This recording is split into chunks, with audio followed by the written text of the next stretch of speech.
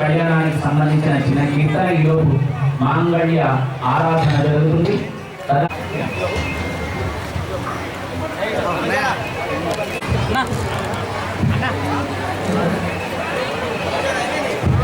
సీతారాముల కళ్యాణము చూతమురా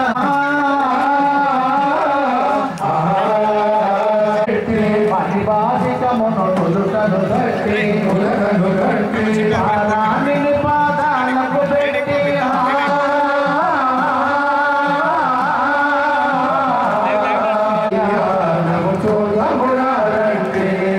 శ్రీ సీతారాముడి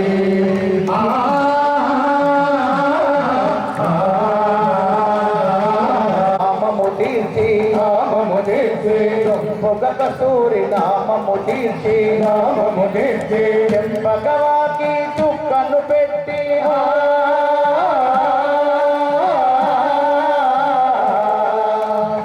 భగవాకి చుక్కను పెట్టి పెళ్లి కొడుకై వెలసిన రాముని కళ్యాణము చూడమురారండి మురారండి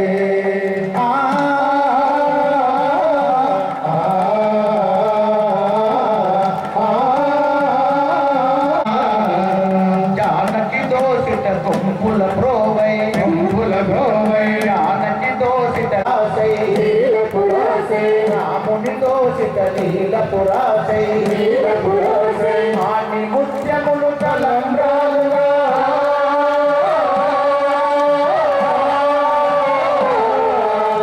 ఆని ముత్యసిన సీతారాముల కళ్యాణము చూడమురారండి శ్రీ సీతారాముల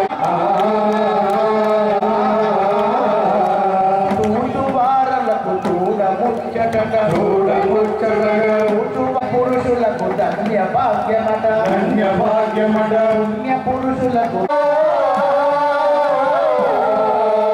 భక్తియుక్తులకు ముక్తి ప్రదమడ ప్రజల మునులను చూడభక్తుగట కళ్యాణము చూడమురారండి శ్రీ సీతారాముల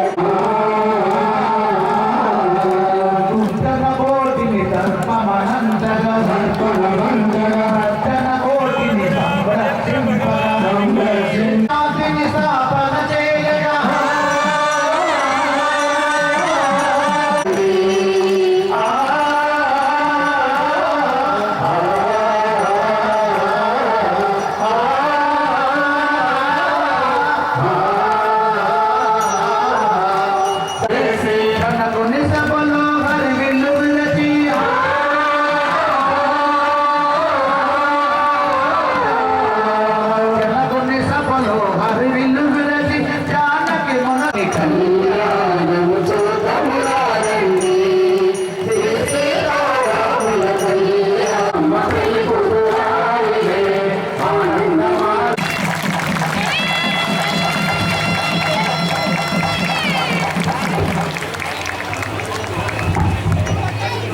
అయిపోయింది. సీతారాములకి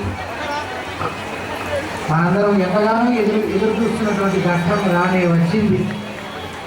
లోకరక్షణార్థమై లోక కళ్యాణి నారాయణుడు సీతారాములుగా మిథిలా నగరమునందు కళ్యాణ యోక్త మాంగళ్య దేవత ఆరాధన అయిపోయింది. లోకరక్షణార్థం మాంగళ్య ధారణ గావించేటటువంటి ఆ లోక కళ్యాణార్థం చేసుకునేటటువంటి మాంగళ్య ధారణ ఘట్టం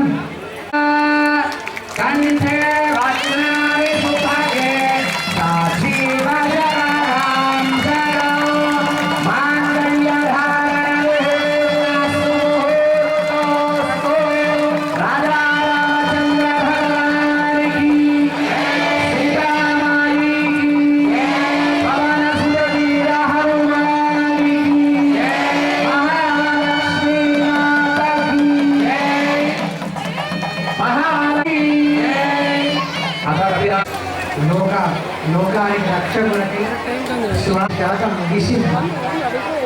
మనందరి రక్షణ కోసమై స్వామి అమ్మవారికి మాంగళ్య ధారణ చేసి లోక రక్షణ గావించారు. అక్షతారోపణం అని చెప్పి చేస్తారు. దాన్ని తలంబ్రాలు పోస్తారు. కాబట్టి మన జీవితాలు ఏ రకమైనటువంటి ఇబ్బంది లేకుండా జరగాలి. కాబట్టి ఈ అక్షరాలు మనం కాదు, మనతో పాటుదిగో ఈ జగమంతా ఉన్నటువంటి వాళ్ళు ఎవరు కూడా ఎటువంటి కారణాల చేతైనా సరే ఒకసారి మీరు చేసుకున్నటువంటి పెళ్ళిలో బ్రహ్మ గ్రంథి ఎప్పుడైతే బంధనం చేశారో మళ్ళీ జీవితాంతం మీ యొక్క బంధం ఏ కారణం చేత కూడా విడిపోకూడదు అనేటటువంటి మంగళాశాసనాన్ని చేస్తూ పరమాత్మ బ్రహ్మ గ్రంథిని వేసుకుంటున్నారు స్వామి.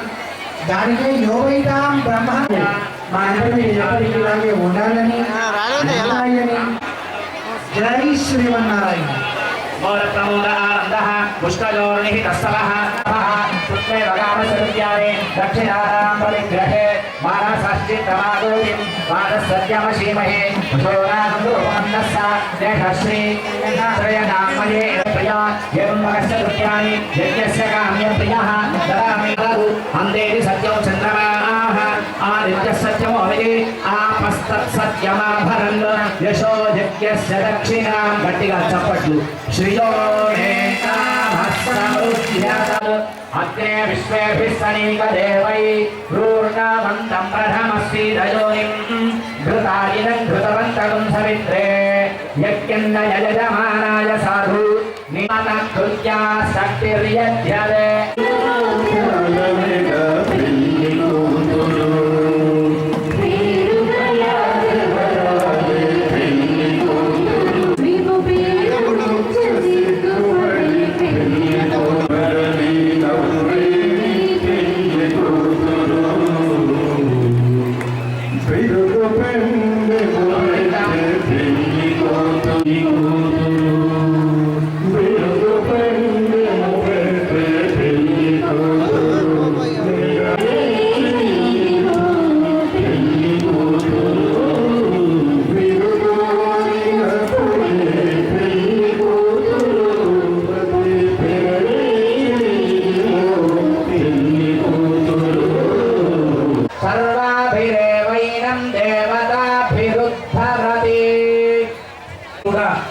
ఇక్కడ ఉండేటువంటి మీడియా మిత్రులంతా వాళ్ళ ఇళ్లలో ప్రశాంతంగా కూర్చొని చూసుకునే విధంగా ఉండే మిగతా ఛానల్ అధినేతలందరూ కలిసి అన్ని ఆలయాల్లో జరిగేటువంటి ఉత్సవాన్ని తిలకింప చేస్తూ ఆనంద డోలికల్లో ఒక ఆధ్యాత్మిక తరంగాలు రేపుతున్నారు. అయితే కళ్యాణ మహోత్సవం అయిన తర్వాత స్వామిని తిరిగి ఆలయానికి తీసుకొని వెళతారు. సాయంకాలం 5:45 నుంచి ప్రతి సంవత్సరం లాగా ఆలయంలో ఉండేటువంటి ఉత్సవమూర్తులు తిరువీధి సేవ అంటే పల్లకిలో స్వాములను ఊరేగింపుగా తీసుకొని వెళ్ళి మళ్ళీ ఆలయానికి తీసుకొని వచ్చిన తర్వాత చైత్ర మాసంలో వసంత ఋతువులో మొట్టమొదటిసారిగా పండినటువంటి మామిడి పండు, అట్లాగే చెరుకు రసము, అట్లాగే అల్లము భూమిలో నుంచి పండినటువంటి అల్లాన్ని ఒక ద్రవంగా తయారు చేసి నివేదన చేసి దానినే వైశాఖ పూజ అంటారు. ఆ వైశాఖ పూజ మహోత్సవం సాయంకాలం ఆలయంలో ఉంటుంది కనుక కళ్యాణానికి వస్తే మా పని అయిపోతుంది అని అనుకోకుండా కళ్యాణంతో పాటు వైశాఖ పూజలో పాల్గొన్న వాళ్ళకి ఏం ఫలితం కలుగుతుందట అంటే ఇక్కడ అక్షతారోపణలో చెప్తారు, ప్రజామే కామః సమృద్ధత. ఏదైతే మేము గృహస్థ ఆశ్రమం స్వీకరించి ఉన్నామో ఆ గృహస్థాశ్రమం స్వీకరించినటువంటి ఒక మేము ప్రజలను కాపాడుకోవడానికి ధర్మ పరిపాలన చేస్తాము, ధర్మంగా ఉంటాము, ధర్మంగా సంపాదిస్తాము అని. పశవోమే కామః సమృద్ధత. ధర్మేజ అర్థేజ కామేజ అనేటువంటి వాగ్వాదన ద్వారా దాని ద్వారా ఏం చెప్తారంటే పశవోమే కామః, మా వంశం అభివృద్ధి జరగడానికి ఆయా వంశాలు ఎవరైతే కళ్యాణం మనం చేసుకుంటే మన వంశం అభివృద్ధి జరుగుతుంది. కానీ భగవంతుని యొక్క కళ్యాణం చేస్తే ఎంతమంది కళ్యాణంలో పాల్గొన్నారో వీక్షించారో వాళ్ళందరికీ కూడా వంశ అభివృద్ధి పశవోమే కామః సమృద్ధతాం, ధర్మముతో సంపాదించిన అర్థము ద్వారా సత్సంతతి కలుగుతుంది అని. మరి ఇవన్నీ ఉంటే దేనివల్ల భగవంతుడు ప్రత్యక్షం అవుతాడు అని అడిగారు. దేనివల్ల అవుతాడు పరమాత్మ అంటే యజ్ఞము చేస్తే వర్షాలు పడితే వర్షాల ద్వారా వచ్చినటువంటి నీటి ద్వారా పంట పండితే ఆ పంట పండిన ధాన్యం మనము సేవిస్తే ఆరోగ్యంగా బతుకుతాం కనుక అటువంటి యజ్ఞం యొక్క చేయాలి అంటే, అధికారం రావాలి అంటే గృహస్థాశ్రమము స్వీకరించాలి. అటువంటి గృహస్థాశ్రమంలో ఉన్నటువంటి మనకి యజ్ఞం చేసేటువంటి అధికారం ఇవ్వాలి అంటే సాక్షాత్తు ఇక్కడ ఉండేటువంటి పరమాత్మ ఇవ్వాలి. అటువంటి పరమాత్మ యజ్ఞం చేసుకునేటువంటి ఫలితాన్ని మనందరికీ ఇస్తూ యజ్ఞోమే కామః సమృద్ధ్యతామని తాను 10 అవతారాలలో పరిపూర్ణమైన అవతారం రామావతారం. 12 నెలలు తల్లి గర్భంలో ఉండి మనము ఎట్లాగైతే జన్మించినామో అట్లాగే సాక్షాత్తు రామచంద్రమూర్తి భూమిపైన అవతరించి ధర్మాన్ని పాటిస్తూ ధర్మంలో ఉండేటువంటి కష్ట నష్టాలను అనుభవిస్తే మళ్ళీ తిరిగి ఎక్కడికి వెళ్తారు అంటే అలా వైకుంఠానికే వెళ్తారు. కనుక ఆ వైకుంఠంలో పరమాత్మ దగ్గర ఉండే ఒక్క తులసి దళం ఎంత పవిత్రమైందో, మనం మన జన్మను సార్థకత చేసుకోవాలి అంటే నిరంతరం భగవంతుని వైపు ధర్మం వైపు మన మార్గం నడిపించుకుంటే తప్ప పరమాత్మ దగ్గర తులసి దళం అయ్యేటువంటి అవకాశం మనకు లేదు. కనుక అటువంటి తులసి దళం మనందరము అవ్వాలి అంటే పరమాత్మ సేవలో నిమగ్నమై కలికాలంలో ఏదో అశ్వమేధ యాగమో, వాజపేయ యాగమో, పౌండరీక యాగమో ఇట్లాంటి యాగాలు ఏం చేసే అవసరం లేదంటారు.